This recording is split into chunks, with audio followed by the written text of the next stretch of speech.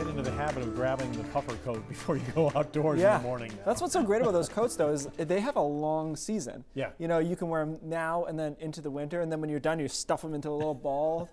Great invention. But yeah, I mean, it's nice now, but the mornings are cool and the nights are cool. Sunset in Bangor, 6:10 tonight.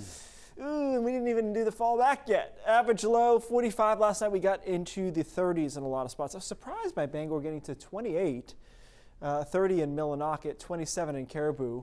And there was a reading in Worcester County, I believe, that was 22. Forget where it was.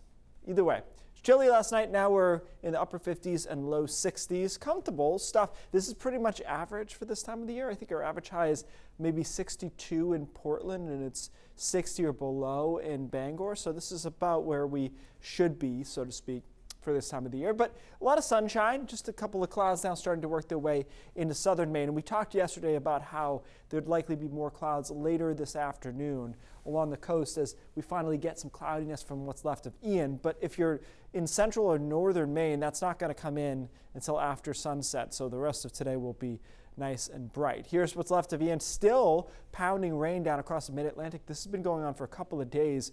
We basically just made it. This high was just strong enough to push most of the rain to our south. Now some rain bands have worked their way into Massachusetts. And so we'll get a few chances of showers overnight tonight and into tomorrow. But that is the entirety of our impacts from this system that's been spinning down to our south for a couple of days. So here we are. And I think the deal with this is these bands are not very heavy. They're kind of broken off from the main part of the system, but they rotate just enough to get into the coastline tonight as a couple of scattered showers. Not everyone's going to get in on these. Same deal tomorrow. Isolated to scattered showers along the coastline. Temperatures there upper 50s to around 60, but you head farther north and west, and I think you're almost definitely going to end up dry, especially northwest of the Lewiston, Augusta, say Bangor line. Probably be largely sunny. Temperatures there in the 60s. And then the system moves out on Wednesday night, and we are in good shape. I really like Thursday, and I like Friday too, but I think Thursday really sticks out to me because we'll probably be in the low 70s, and it'll be nice and bright. So kind of a perfect fall day there. There goes the low. Here comes a high.